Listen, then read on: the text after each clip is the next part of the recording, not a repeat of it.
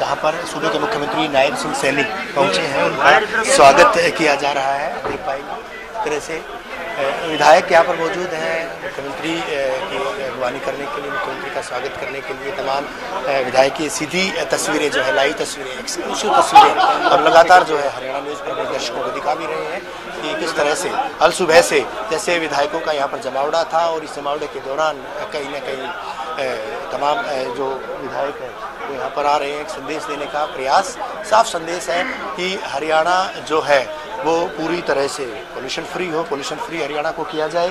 और उसके अलावा अगर बात करें हरियाणा में जो है युवा नशे की कुरीति से दूर रहें, तो वो तमाम चीज़ें यहाँ पर जो है सीधे तौर पर देखी जा सकती हैं। आप देख पाएंगे तस्वीरें कहीं न कहीं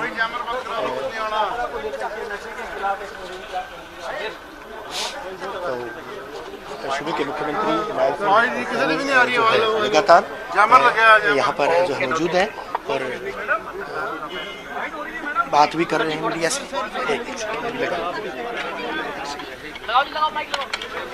पिछले दिनों ये बड़ा अभियान हरियाणा प्रदेश के अंदर चल रहा है।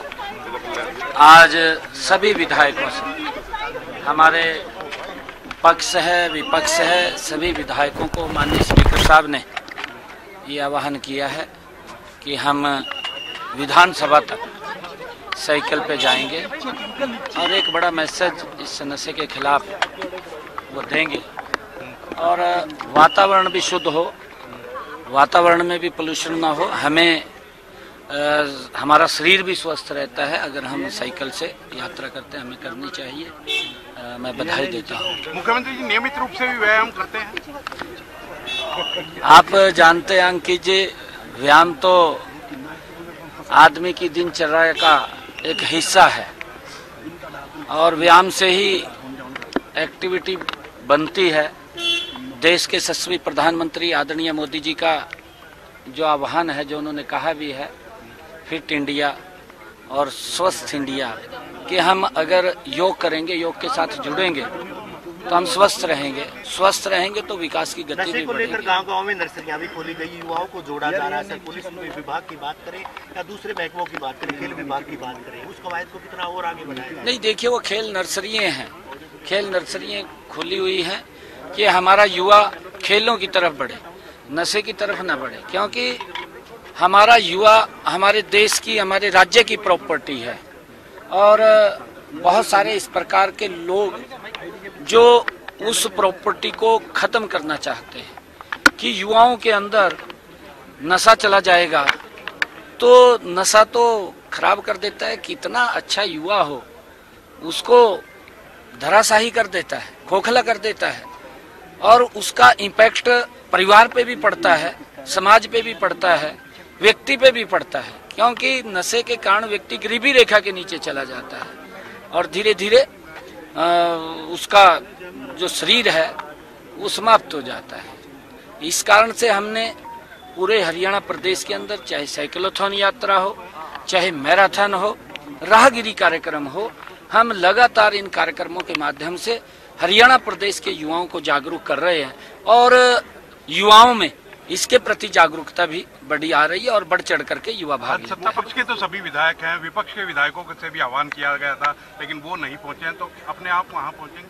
नहीं, आगे मिल जाएंगे। माननीय स्पीकर साहब ने उनको आह्वान किया था, आ जाएंगे, कोई बात नहीं। मुख्यमंत्री, जो क्रॉस बॉर्डर जो नशे की तस्करी होती है उसको लेकर क्या रोकने के लिए क्या? देखिए, हमारी एक क्षेत्रीय कमेटी बनी हुई है जिसके अंदर पंजाब है, जिसमें राजस्थान है, हिमाचल प्रदेश है, उत्तराखंड है, यूपी है।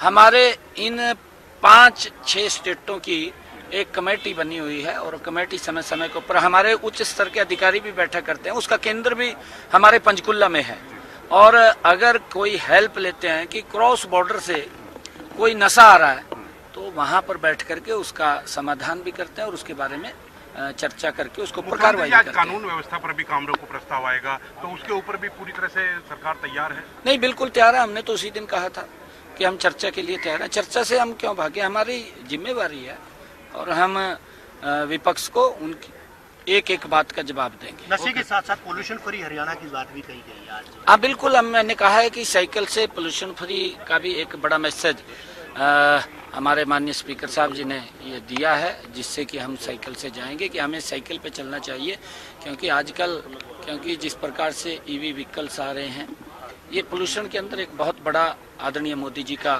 जो अभियान है कि पोल्यूशन को कम करना है, उसके अंदर लगातार ये काम हो रहा है।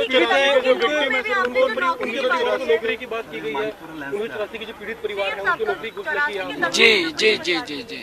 देखिए, ये दुर्भाग्यपूर्ण था, इतनी बड़ी त्रासदी जो सिखों के ऊपर हुई है, किस प्रकार से उनको जला दिया गया। कल मैं जब बात कर रहा था, मैं देख रहा था कि लगभग 17 गुरुद्वारे, दुकानें, घर, व्यक्ति, रेल के डिब्बे, अगर कोई रेल में या बस में मिल गया उसको भी, किस प्रकार का वो मंजर था।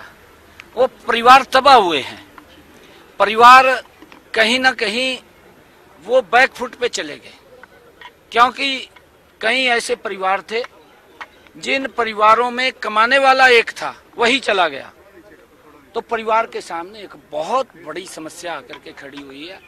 मैंने कहा है कि समय समय के ऊपर उनका सहयोग हुआ है, परंतु हमने निर्णय किया है कि परिवार के जो पीड़ित परिवार है, परिवार के सभी सदस्य मिलकर के एक सदस्य का नाम हमारे डीसी महोदय को देंगे, उसको हम यथोचित हरियाणा सरकार में नौकरी देने का काम करेंगे।